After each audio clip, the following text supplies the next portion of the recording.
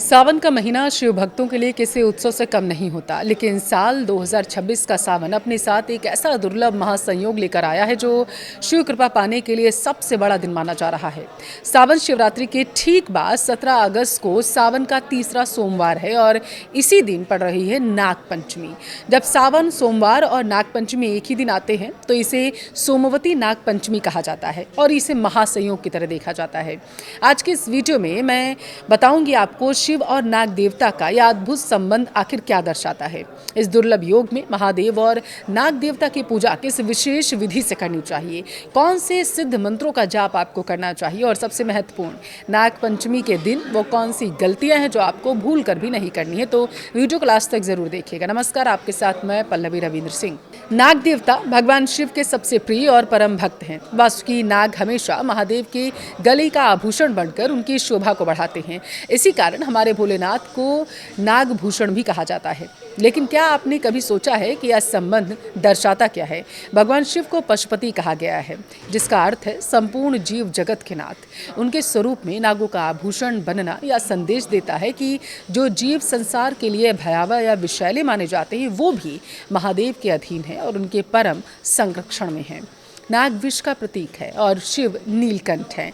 जब समुद्र मंथन से हलाहल विष निकला था तो तब सृष्टि को बचाने के लिए शिव ने उसे अपने कंठ में धारण किया था।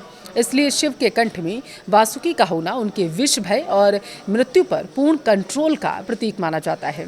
जो भक्त इस दिन शिव और नाग देवता दोनों की पूजा एक साथ करते हैं, उनके जीवन से काल सर्प दोष, अकाल मृत्यु का भय, हर प्रकार की बाधाएं हमेशा के लिए दूर हो जाती हैं। आइए आप जानते हैं कि 17 अगस्त को इस महासंयोग में पूजा की सही विधि आखिर क्या है। इस दिन सावन सोमवार भी है, इसलिए शिव और नाग देवता दोनों को प्रसन्न करना बेहद ज़रूरी है।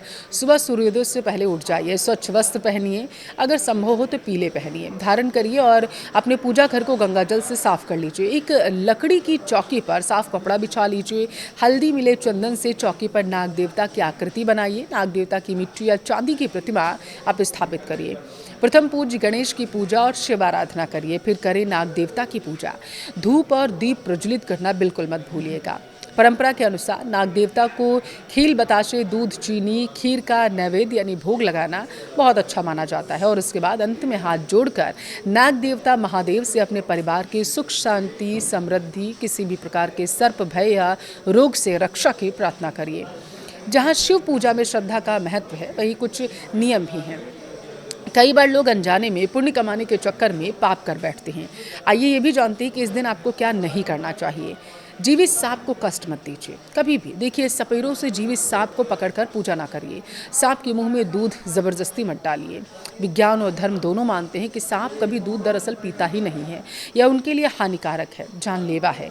पूजा के लिए नाग देवता की प्रतिमा, चित्र या मिट्टी के स्वरूप पर ही आप प्रतीकात्मक तौर पर भोग लगा दीजिए। रसायनों का इस्तेमाल मत करिए।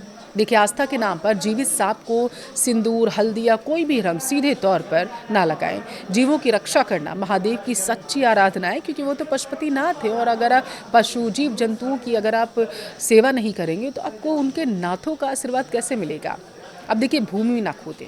नाग पंचमी के दिन धरती खोदना, खेतों में जुताई करना या किसी भी प्रकार से मिट्टी को काटने, छीलने के कार्य पूर्णतः वर्जित होते हैं।